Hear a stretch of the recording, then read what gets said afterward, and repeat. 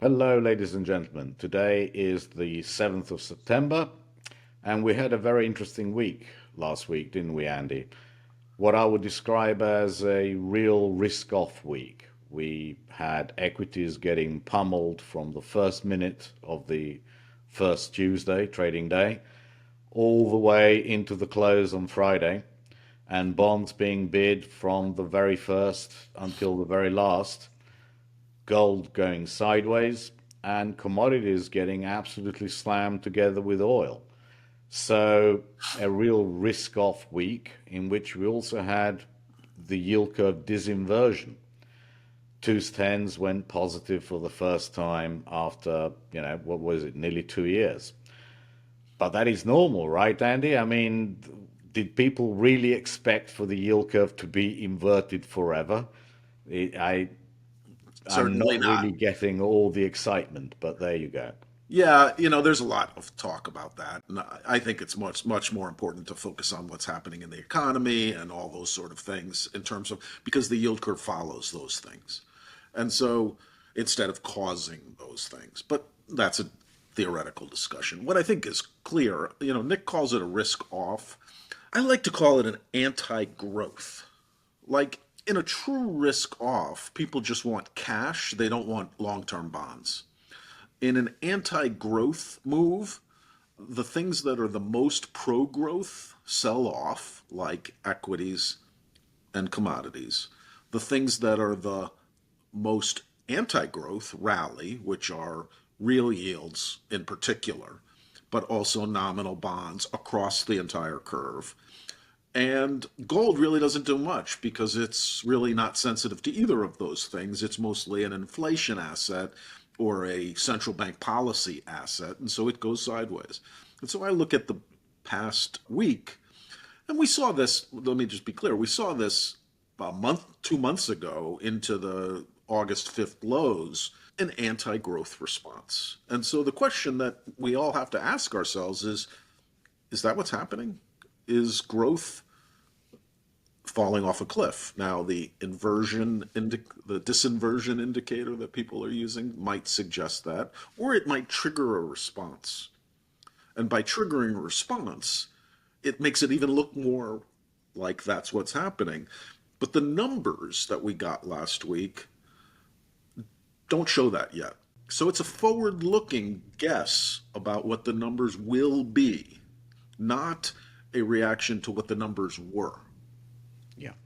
I agree with you. I think this is a growth scare. The odds that the economy is going to go into a recession, given all the data that we have seen so far, are still exceedingly low. I would put them at 10%. You always have to price in something, but 10% is very low. Personally, and people can argue with me, I think that every time the yield curve has disinverted, we've either had a recession or we've had a soft landing. And the recessions have been far more numerous than the soft landings. And therefore, I think it's a almost a mechanical process. People see a plus sign instead of a minus sign in front of the twos, tens, and they deleverage, they degross, much like you said that happened into the August low. And all that happens is that people buy protection, volatility rises, and therefore equities get sold. And very much what we saw last week. And as you point out, it's almost a mechanical process. I think from now on, the data is going to be even more important than it has been up to now because I think it's clear that the Fed is going to be quite proactive in case we get a any kind of a slowdown that they don't want, especially in employment. And that was reflected by the speeches from Williams and also by Waller after the non-farm payroll number came out on Friday. So, what do you think Williams and Waller said, if it's at all significant? Right. And I think the simple thing is Powell said it. The cutting cycle has begun. He said it at Jackson Hole. The cutting cycle has begun. And now the question is depth and speed. And there's a lot of focus on something that doesn't matter nearly as much as the things I just said of depth and speed, and that is 25 or 50 in September. Now, what I heard from Williams was, who is very dovish and has both a model named after him that would indicate a neutral rate in the 2.5% to 3% rate, and has been dovish, so is more prone to cut. I read him as saying, we're cutting, and both are on the table, but I'm leaning to 25. Now, I could misinterpret that. 50 is a big move to start. Waller, on the other hand, basically said, hey, I want to front load cuts so that we get to neutral quick enough so that we don't cause any damage to the economy. And yet he is hawkish enough to not confirm that he's cutting in September. He still wants to look at the data, see the September inflation data, the data we get next week on CPI and PPI.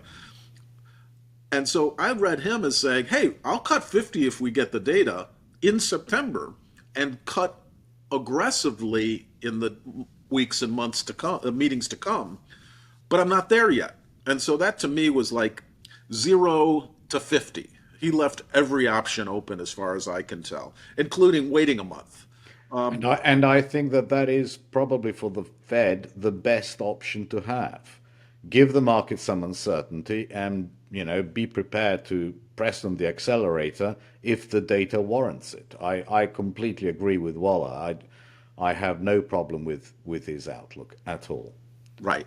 And so the question, I think, for markets, so that was what happened last week. Data did not confirm any sort of growth scare. Markets acted like there is a growth scare based on a variety of things, including potentially simply mechanical systems that say sell equities when curve disinverts.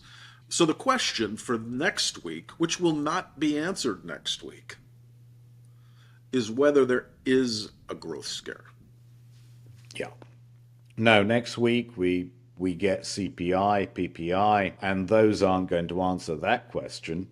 I just find it difficult to believe that you can infer huge weakness when weekly claims are as steady as a rock and the retail sales data, if anything, is stronger than expectations, and the GDP now keeps on fluctuating between 2 and 2.5% and remains in that tight range. I favor that this is a scare above the possibility that it's a real thing. Is the economy slowing? I think it is. But is it slowing from unsustainable to sustainable levels? I think those are the odds. And therefore we need to play the odds. Next week, as you say, this question will not be answered by CPI or PPI. What is going to happen on CPI and PPI? Well, probably not very much, because inflation is definitely falling. You saw oil last week break the lows of $70, and the various commodity indices like DBC, GSG are making new lows for 2024. In that environment, it's extremely unlikely that inflation can pick up in any meaningful way. In fact, it should actually start getting compressed.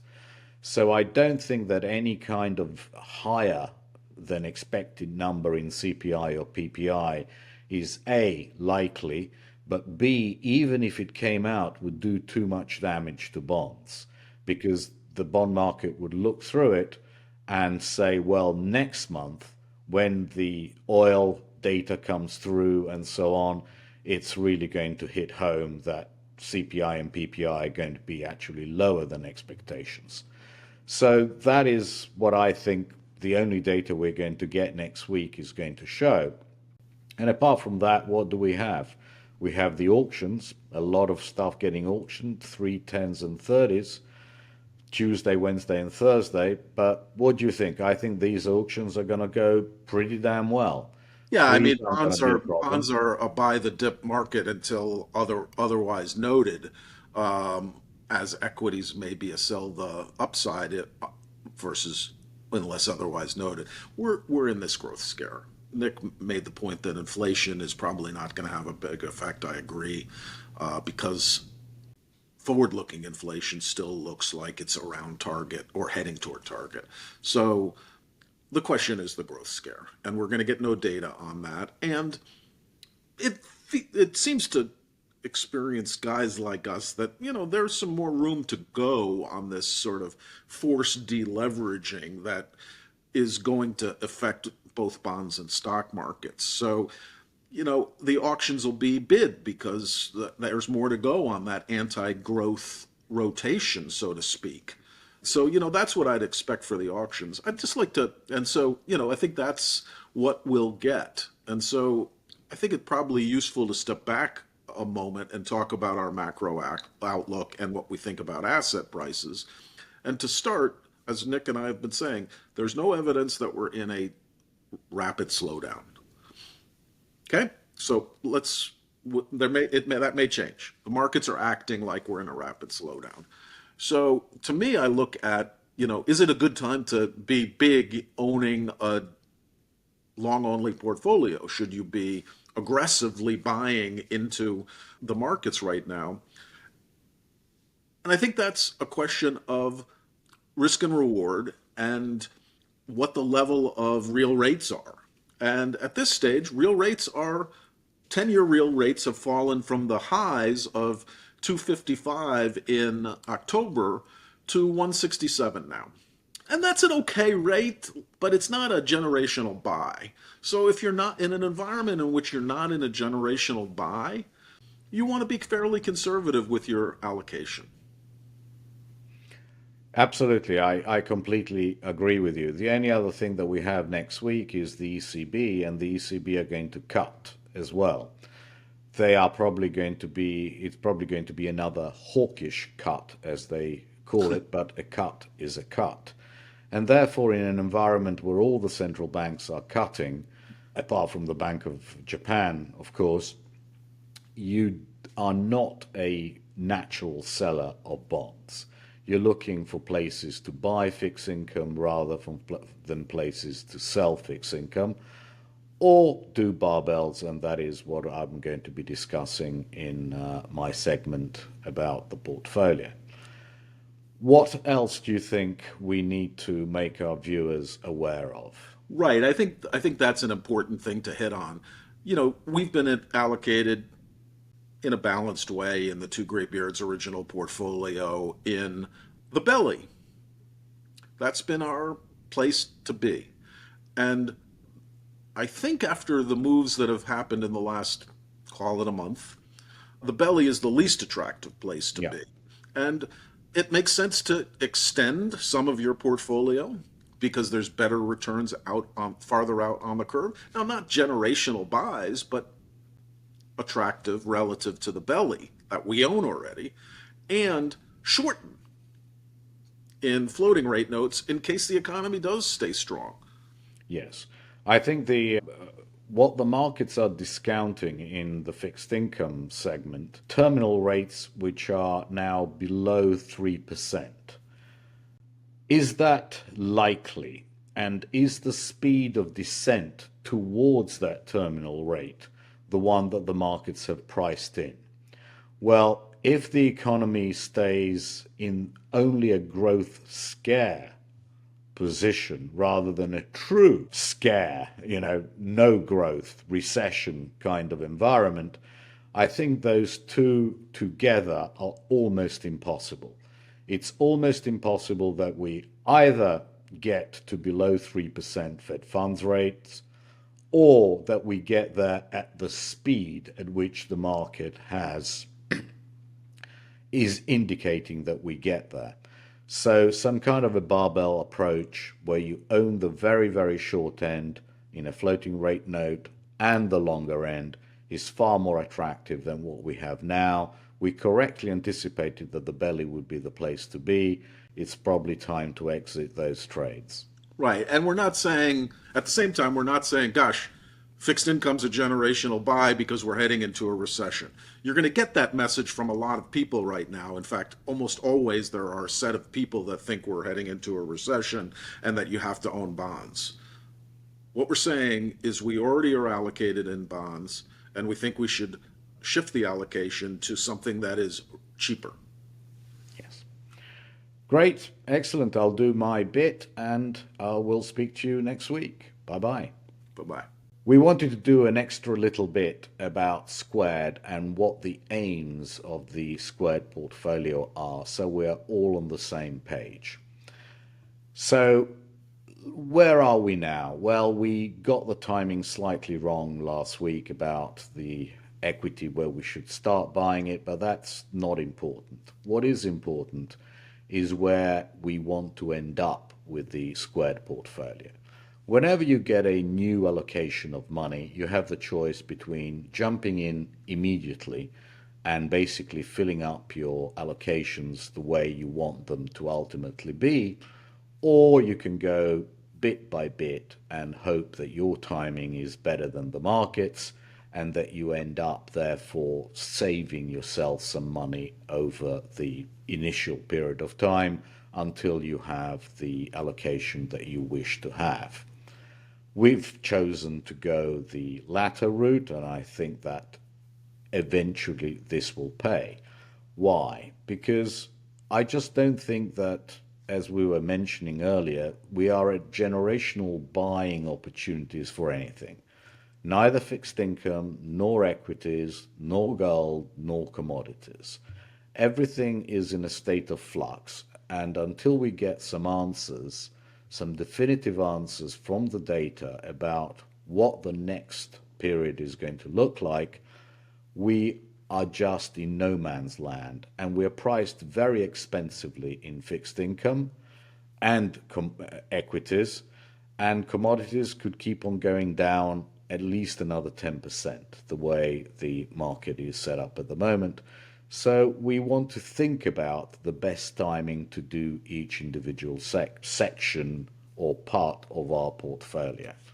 But let's talk about where we want to end up, Andy. What do you Sure. think the end point for 2GB squared should be? Yeah, so firstly, welcome to 2GB squared for you that have joined. It's new, and we're going to hopefully give you some concepts that will get you to understand where we're headed. And firstly, let's just start with this is Nick's money. And so I'm going to answer the question he asked me, but it is up ultimately Nick's money. So he's going to trade his account. I'm just here to hopefully add some context to what we're doing here and some ideas. Anyway, let's start with this. What is Two Graybeards Squared? It's a more aggressive portfolio that is based on the concepts of Two Graybeards original. So, what does that mean? So, if you look at the next 20 years of the Two Graybeards Squared portfolio, what should you expect it to sort of average at? And, well, it should average at something very similar to Two Graybeards original. What does Two Graybeards original look like? It's a balanced, long-only, conservative beta portfolio. That's what it is. It's Unlevered. unlevered. Two Graybeards Squared is a more aggressive version of that, so we would expect that portfolio looks like Two Graybeards original over the long term at a leverage ratio of, our max is 2.5 times. So our average is going to be somewhere in the 1.25 to 1.5 times leveraged through time. So where are we today? We have an unlevered equity exposure. We have no other exposure. So where are we heading? We're heading to that thing I just told you, which is 1.25 to 1.5 times the Two Graybeards original portfolio. And again, they're going to differ through time. But at this stage, we need to decide how to get to where we're going. And Equities, we've made an allocation. Fixed income, we're going to make an allocation that's going to look like an unlevered barbell by and large. Commodities, we're really concerned about in terms of timing, so we're unlikely to make an allocation in the near term. And gold, we'll see. But the idea is to head in that direction and then use our timing skills and our macro overlay to determine when we begin investing. But I don't want you to think that this is going to be a sudden rush to our average leverage. As Nick said, assets are on the rich side. Yes. So that's where we're heading. Absolutely. And my idea behind 2GB squared, just to add, is to have the possibility of significantly leveraging the portfolio, unlike the possibility that we had November of last year. November of last year was a gimme in terms of equity positioning and bond positioning. And we just went to our theoretical maximums of one in 2GB square in 2GB original, while what we could have done is go leveraged and earn much more money. Now, those are opportunities which don't come around much more often than once a year, maybe once every 2 years. But we wanted to have a product which was able to go leverage when the conditions were right. Are the conditions right now? No, absolutely not. In fact, this is probably the worst time to start a leverage product, and that's why we're not going to go full guns blazing, because there's absolutely no point.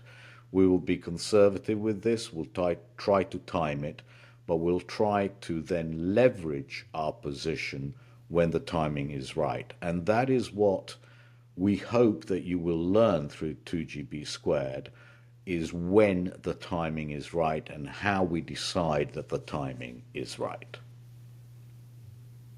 Well said.